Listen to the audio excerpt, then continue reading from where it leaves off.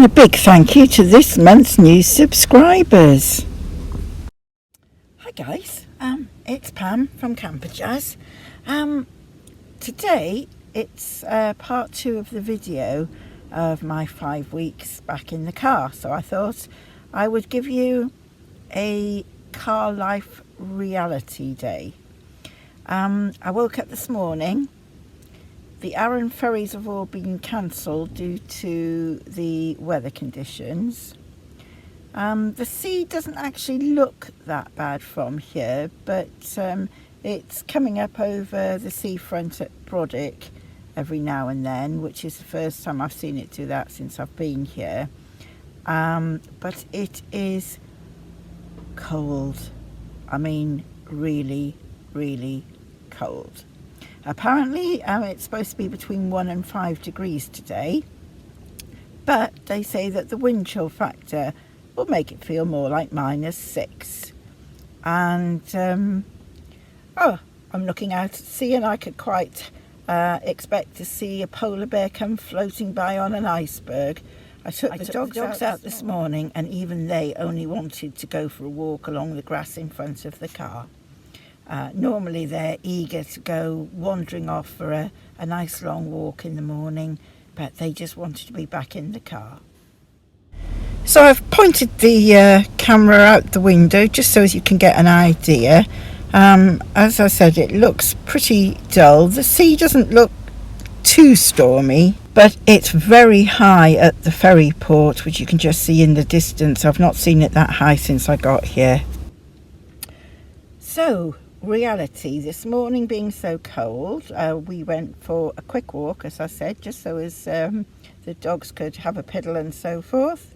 And we got back in the car, turned the engine on to warm the car up, and right now I am sat here with a t-shirt, a fleece, a cardigan, a blanket over my legs, a hot water bottle under my feet, Ted led on the hot water bottle on my feet, and another hot water bottle on my back, which was actually aching because we went for a long walk yesterday, so that was going to be there anyway. I've done 3 decent walks this week. When I left the flat, my average, including my cleaning job, was probably about 2,500 steps a day. Even with walking the dogs in the local area, it wasn't clocking up to much. So over the winter, I think I did my back in. I had flu at one point, and I just got out of going for the longer walks. So I'm building my fitness up gradually again. The challenge is 10,000 steps a day at the moment. Over the last 7 days, I've done about 50,000 steps. So I'm not that far off. I'm getting there. I've done some lovely walks to Machrie moor and the 7 stone circles. That was well worth the effort, despite the paths being flooded and it was like a bog and it was blowing a hoolie, but it was great. And we've also done the Fallen Rocks, and we've done the Fisherman's Walk and along the coast at Brodick. And we did those on the 3 dry days this week that we've had. So I think the longest walk I did last summer was an 8-mile walk, followed in the afternoon by a 4 to 5 mile walk. So I only had Ted with me then, and he was fine with that. But I think we need to get Lolly built up to doing those longer walks, and me as well, so as we can get back out there doing some nice coastal paths and so forth. But so right now I'd like to show you what I'm doing in the car on a day when it's really too cold, the dogs don't want to go out, and all we're going to do if we do go out is shiver. So I'm going to turn this off for a second and take some photos and show you what I'm up to. So here's Lolly. She is sat on my lap at the moment. Now she's going to move because I've put a camera on her. So My slippers are there because I've got my feet on the hot water bottle getting nice and warm. But somewhere down there is Ted underneath the blanket. So in the front of the car you can see there's Lolly's black bag travel carrier folded up. Ted's cage is down on the floor where I keep it when we're not driving. The dog bowl always sits on the front dashboard when we're parked up. That's where Ted got used to it being, and Lolly's used to it being there now too. And Ted's biscuit bowl is up there because otherwise Lolly will pinch them all. So she's now moved to sit next to me. As you can see, I'm still knitting my socks. Oh, and I'm going to get kissed now. So I'll show you the back of the car as it's set up for when we are parked up. I thought it might be handy just to show you the differences when I'm driving and when I'm parked up. So here we are, I'll turn you around now. So I've got my new sleeping bag that I bought is in its sack there.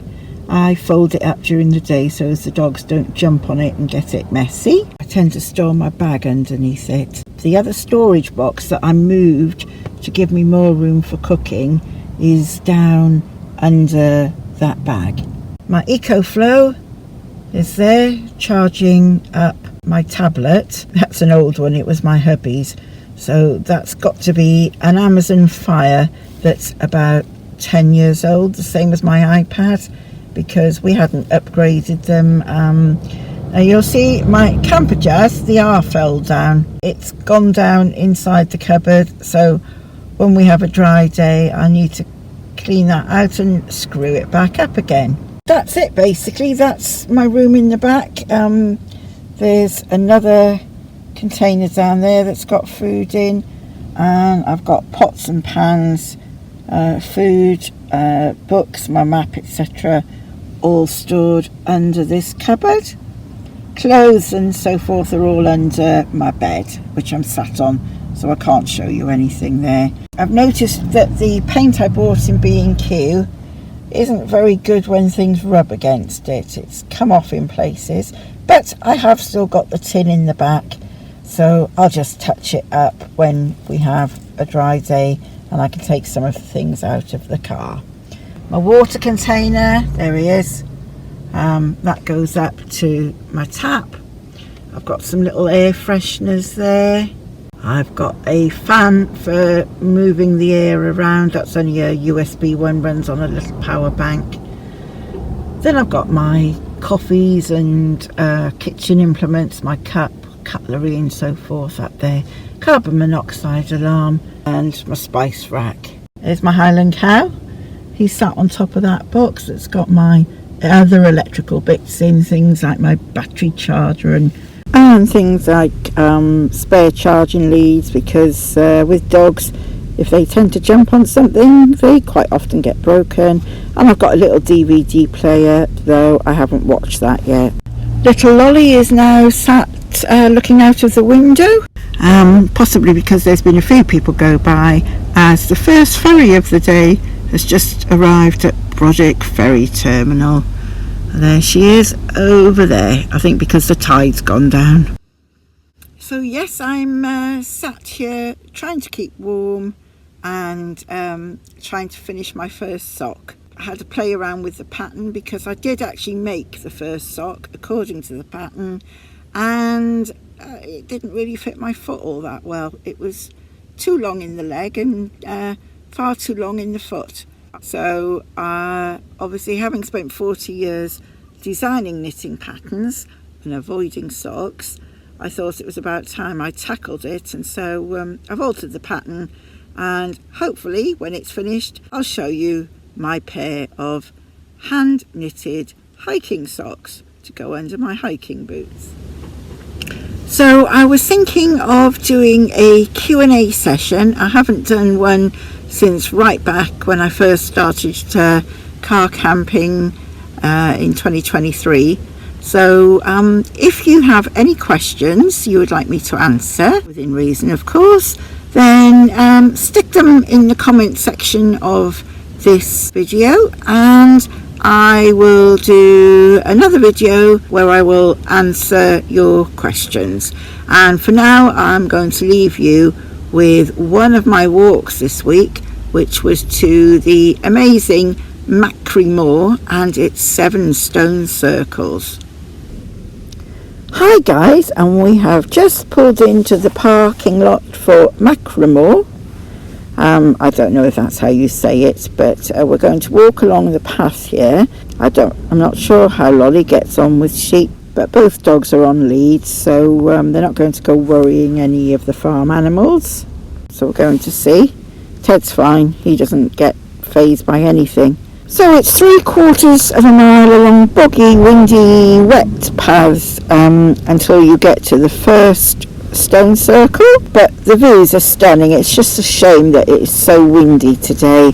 I'm pretty sure when we get back I'm going to have to voice over some of this, as I already know the wind's deafening here, and it's about 3/4 of a mile to the first stone circle, and that's the path that we're on now. This bit's actually quite dry, but I was just talking to a lady that had just come back, and she said parts of it are flooded. So here's our first stone circle.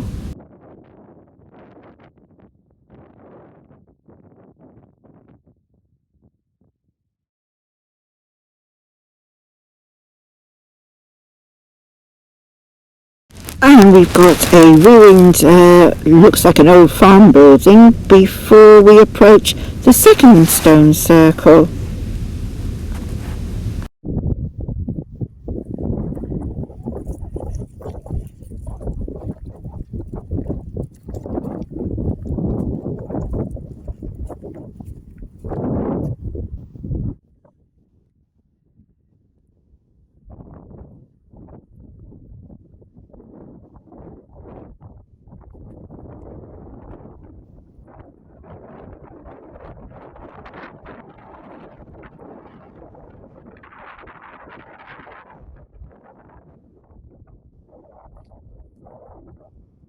And we just go through another part, and there are some information boards to read telling you all about it, so you can always pause and take a look.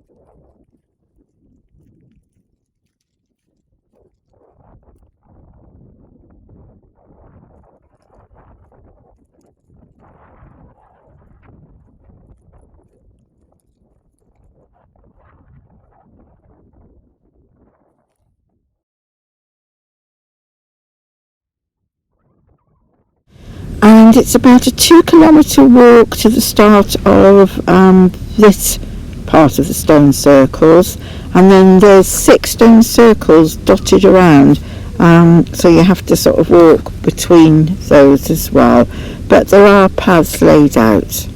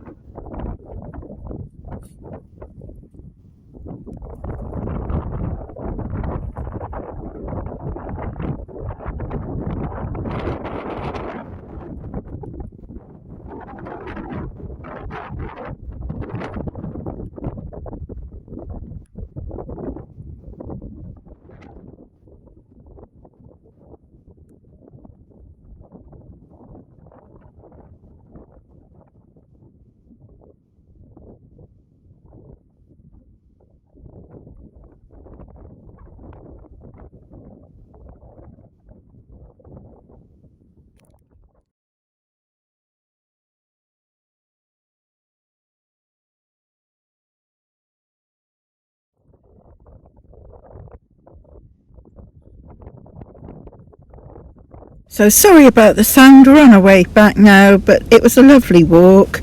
I would definitely do it again if I came here and it was a nice sunny day.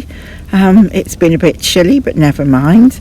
If you've enjoyed the video, please give us a like and subscribe, and share it on Facebook or on any other channels you belong to if you think your friends would like it.